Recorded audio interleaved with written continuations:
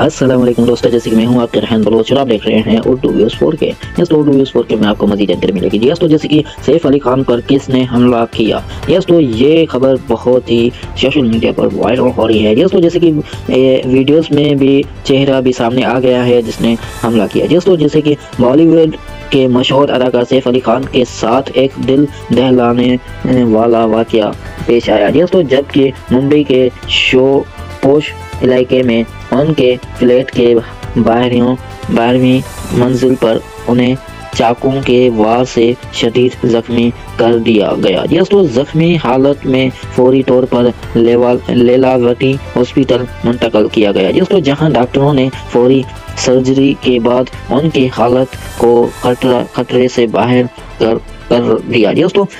اس خوفناک واقعے کے بعد حملہ اور کے تصویر منظر عام پر آ چکی ہے دوستو۔ سی سی ٹی وی فوٹیج میں دیکھا جا سکتا ہے کہ واقعہ کے بعد پرسکون انداز میں سیڑھیوں سے اترتے ہوئے کیمرہ کے چمبے دیکھ آ گیا جیسا کہ بھارتی میڈیا رپورٹس کے مطابق حملہ کے پارلیمنٹ میں داخل ہونے کی کوشش کے دوران اداکار کے ملازمہ نے شور مچا دیا دوستو، جس پر حملہ اور نے سب سے پہلے اسے زخمی کیا۔ ملازمہ کے معمولی زخمی ہونے کے بعد سیف علی خان نے فوری طور پر صورتحال کو قابو پانے کی کوشش کی اور حملہ سے جگڑنے کے دوران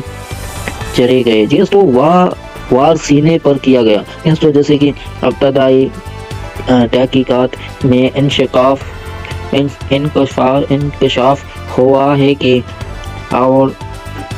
حملہ نے زبردستی داخل ہونے کی کوشش نہیں کی، بلکہ